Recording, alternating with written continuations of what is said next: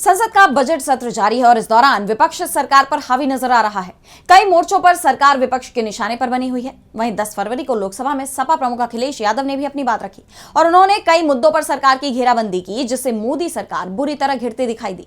तो क्या कुछ बोले अखिलेश यादव और क्या है ये पूरी खबर, जानने के लिए देखिए ये रिपोर्ट। 10 फरवरी को लोकसभा में संबोधन के दौरान उत्तर प्रदेश के पूर्व मुख्यमंत्री और सपा प्रमुख अखिलेश यादव ने कई मुद्दे उठाए।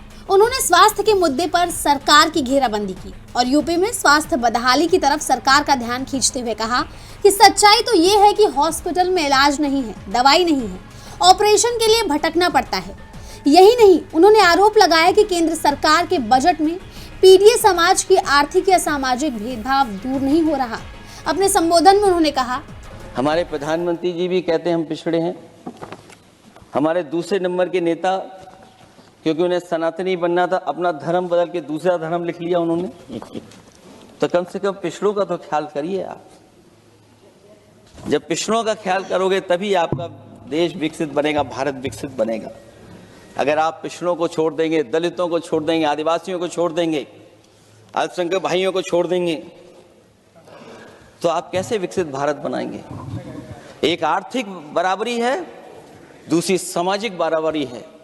और मुझे लगता है बजट से न आर्थिक गैर बराबरी दूर हो रही है, न सामाजिक गैर बराबरी दूर हो रही है।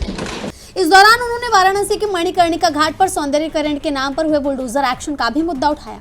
अखिलेश का कहना है कि पूजनीय अहिल्याबाई होलकर जी की मूर्ति को बुलडोजर से गिरवा दिया गया।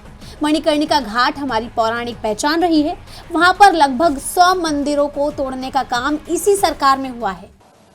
जो हमारी पौराणिक पहचान रही, सदियों से हमारी विरासत की पहचान रही, सनातनी काशी की विरासत रही, वहां पे इनकी सरकार ने प्रधान संसदीय क्षेत्र में बुलडोजर चला करके हमारी पूजनीय अहिल्याबाई होलकर की मूर्ति को इन्होंने तोड़ने का काम किया। सपा प्रमुख ने बजट में कई खामियां भी गिनवाई। उन्होंने कहा कि महंगाई बढ़ने के बाद भी जनता को जरा भी राहत न देना टैक्स शोषण है। इसमें अमीर और अमीर होंगे और गरीब और गरीब। लेकिन बेकारी बेरोजगारी से जूझ रहे लोगों की उम्मीदों की थाली खाली है। मध्यम वर्ग अपने आप को ठगा महसूस कर रहा है। शोषित, वंचित, गरीब व्यक्ति जहां था वैसे भी नीचे जाता दिख रहा है। इस बजट ने उसके चादर में पैबंद लगाने की जगह उसे और चिथड़ा कर दिया है। उन्होंने भारत अमेरिका के बीच हुए व्यापार समझौते पर भी सवाल उठाए और इस समझौते को डील की जगह ढील करार देते हुए पूछा कि पहले डील बनी या बजट। लोकसभा में अखिलेश यादव के इस आक्रामक रुख ने राजनीतिक माहौल को और गर्मा दिया है, जहां विपक्ष सरकार से जवाबदेही की मांग कर रहा है। बजट सत्र के दौरान डील बनाम ढील का ये मुद्दा आने वाले दिनों में और चर्चा का विषय बन सकता है। फिलहाल सपा प्रमुख ने साफ कर दिया कि उनकी पार्टी इन मुद्दों को लेकर संसद से लेकर सड़क तक दोनों जगह सरकार की घेराबंदी करेगी। डीबी लाइव उत्तर प्रदेश की रिपोर्ट।